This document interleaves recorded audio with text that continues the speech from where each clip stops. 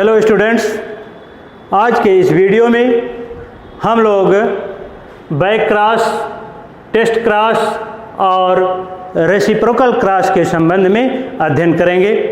मैं शिवनारायण पांडे आपको back cross, test cross और रेसिप्रोकल क्रॉस बताने से पहले आपको यह स्मरण दिला दूं कि ग्रेगर जॉन मेंडल के आनुवंशिकता संबंधी प्रथम नियम अर्थात लॉ ऑफ डोमिनेंट में क्या हमने आपको बताया था।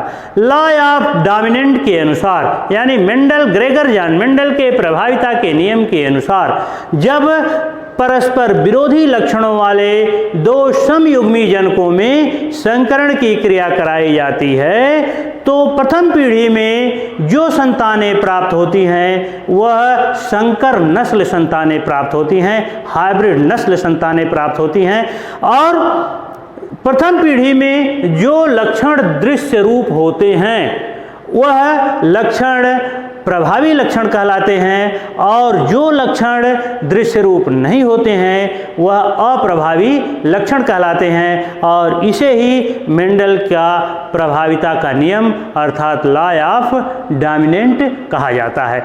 लेकिन बैक क्रॉस में क्या होता है कि जब परस्पर दो समयुग्मी जनकों में जो शुद्ध नस्ली पेरेंट्स हैं उसमें संकरण की क्रिया कराई जाती है तो ग्रेगर जॉन मेंडल के लॉ ऑफ डोमिनेंट के अनुसार प्रथम पीढ़ी में हाइब्रिड नस्ल संतानें प्राप्त होती हैं। लेकिन प्रथम पीढ़ी में प्राप्त हाइब्रिड संतानों से यदि उनका किसी पेरेंट्स, चाहे वह डोमिनेंट कैरेक्टर वाले पेरेंट्स, होमोजाइगस डोमिनेंट कैरेक्टर वाले पेरेंट्स अथवा होमोजाइगस रिसेसिव कैरेक्टर वाले पेरेंट्स से संकरण की क्रिया कराई जाती है तो इसे ही बैक क्रॉस कहा जाता है। यानी प्रथम पीढ़ी में जो संतान प्राप्त हुई उसका किसी भी पेरेंट्स, चाहे डोमिनेंट कैरेक्टर वाले पेरेंट्स अथवा रिसेसिव कैरेक्टर वाले पेरेंट्स से जब उसका पुनः संकरण कराया जाता है तो यही क्रिया बैक क्रॉस कहलाती है। आइए इसको हम लोग एक उपयुक्त उदाहरण के माध्यम से समझें। आइए देखते हैं हम लोग कि एक ऐसा पौधा है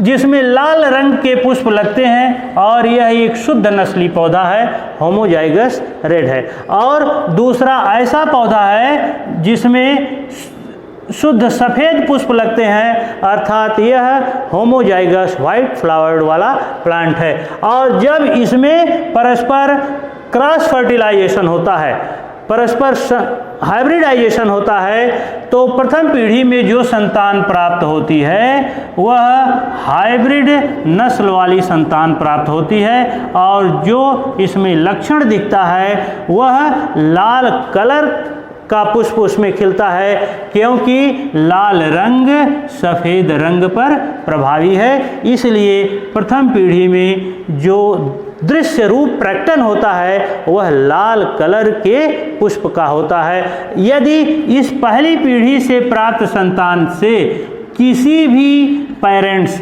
चाहे वह डोमिनेंट कैरेक्टर वाला पेरेंट हो अथवा रिसेसिव कैरेक्टर वाला पेरेंट हो, उससे संकरण की क्रिया कराई जाए तो जो संतानें प्राप्त होंगी दूसरी पीढ़ी में उसमें क्या अनुपात होगा, उनकी फिनोटाइप रेशियो और जीनोटाइप रेशियो में क्या अनुपात होगा, आइए हम लोग एक उपयुक्त उदाहरण के माध्यम से समझें।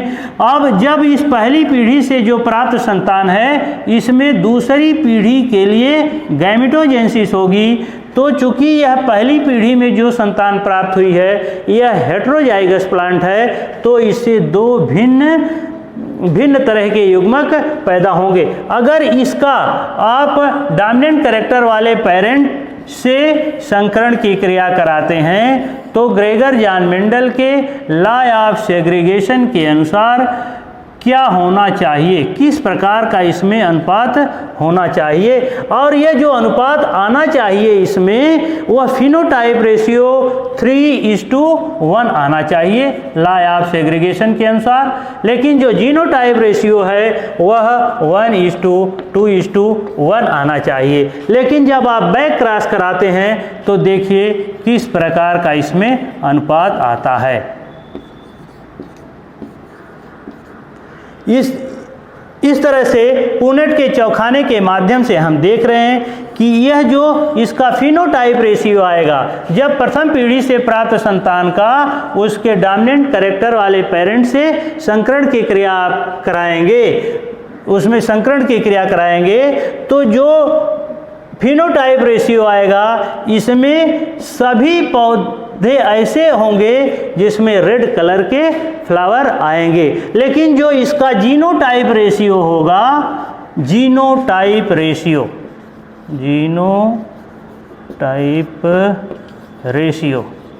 जो जीनोटाइप रेशियो आएगा वह कैपिटल आर स्मॉल आर यानी प्योर रेड के लिए और हाइब्रिड रेड के लिए जो रेशियो आएगा वह 1:1 आएगा। 1:1 यानी दो ऐसे पौधे होंगे जो प्योर रेड के होंगे, दो ऐसे होंगे जो हाइब्रिड रेड के होंगे। इस तरह से इनका अनुपात 1:1 आता है जीनोटाइप रेशियो।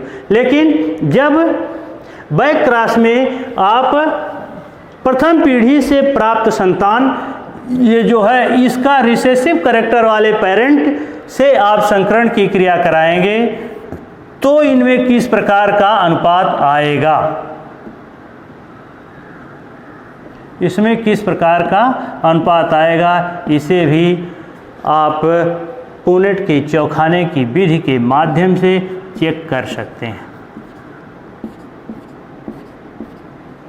यह जो संतानें प्राप्त होंगी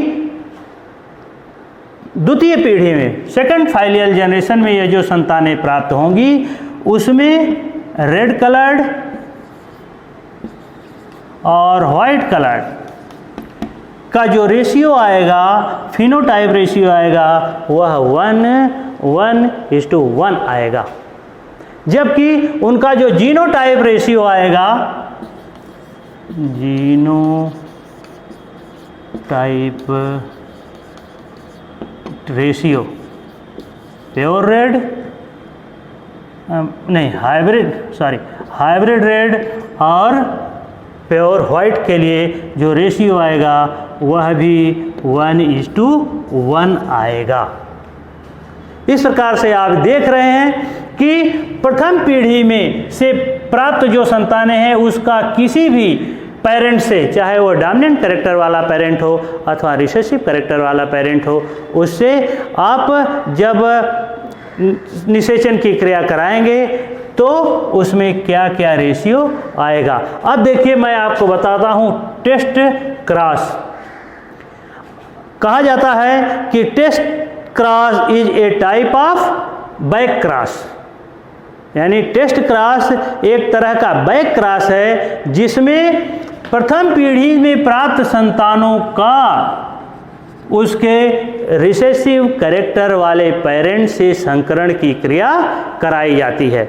यानी आप पुनः इस ढंग से उसको सुने कि जब परस्पर विरोधी लक्षणों वाले दो समयुग्मी जनकों में संकरण की क्रिया कराई जाती है तो मेंडल के प्रभाविता के नियम के अनुसार प्रथम पीढ़ी में हाइब्रिड नस्ल संतानें प्राप्त होती हैं। लेकिन प्रथम पीढ़ी से में जो संतानें प्राप्त हुई हैं उनका जब रिसेसिव कैरेक्टर वाले पेरेंट से आप संकरण की क्रिया कराते हैं तो उसमें जो फिनोटाइप रेशियो आता है वह 1:1 और जीनोटाइप रेशियो भी 1:1 ही आता है। अब हम चर्चा करते हैं तीसरा एक क्रॉस जिसको आप रेसिप्रोकल क्रॉस कहते हैं।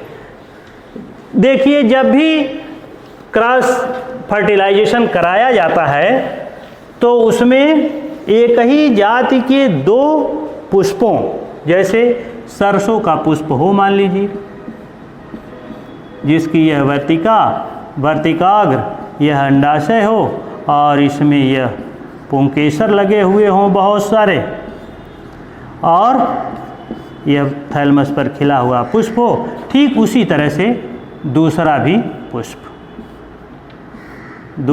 पुष्प जिसमें सारी संरचनाएं वही वाह्य दलपुंज, पुमंग और जायांग, जबकि वाह्य दलपुंज और दलपुंज पुष्प के एसेसरी आर्गन हैं और पुमंग इसका नर जननांग है और बहुत सारे पुंकेसरों के समूहों को पुमंग कहा जाता है। और यह जो बोतल जैसी संरचना आपको दिख रही है यह इसका एक जायांग है, और जायांग इस जो कई स्त्री केसरों से मिलकर के बना होता है। एक स्त्री केसर में एक अंडाशय, एक वर्तिका, और वर्तिका का शिखर भाग वर्तिकाग्र कहलाता है। यह नीचे का फूला हुआ भाग इसका अंडाशय है जिसमें बीजांड विकसित होते हैं, और निषेचन के बाद यही अंडाशय फल में परिवर्तित हो जाता है और बीजांड से बीज बनते हैं। तो जब इसमें क्रॉस फर्टिलाइजेशन कराया जाता है तो क्या किया जाता है कि एक के परागकणों को काट करके इसमें से, यानी इस पुंकेसरों को काट करके हटा दिया जाता है, दूसरे पौधे के इस मादा जननांग अर्थात इसके स्त्री केसर को हटा दिया जाता है। अब इसका परागकण, एक पुष्प का परागकण दूसरे के वर्तिकाग्र पर पहुंचाया जाता है और यही क्रिया परागण कहलाती है।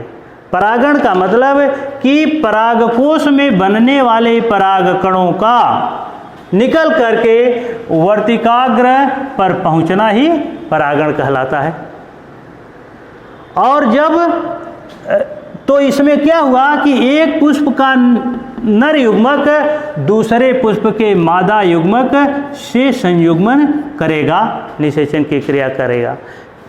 और रेसिप्रोकल क्रॉस में क्या होता है कि यही कार्य उल्टा हो जाता है, उलट दिया जाता है। यानी यह जो है इस पुष्प का यह अंडाशय नष्ट कर दिया जाए और इसका यह पुंकेसर हटा दिया जाए काट करके, और इसके परागकणों को, इस पुष्प के परागकणों के इसके वर्तिकाग्र पर पहुंचाया जाए। वह भी क्रॉस फर्टिलाइजेशन, क्रॉस पॉलिनेशन ही होगा, और उससे जो परागकोश से निकल करके परागकण इसके वर्तिकाग्र पर पहुंचेंगे तो पुनः उनका अंकुरण होगा, और यह अंकुरण नलिका बीजांड में विकसित हो रहे अंडाणु के पास पहुंचती है और उसका निषेचन करती है।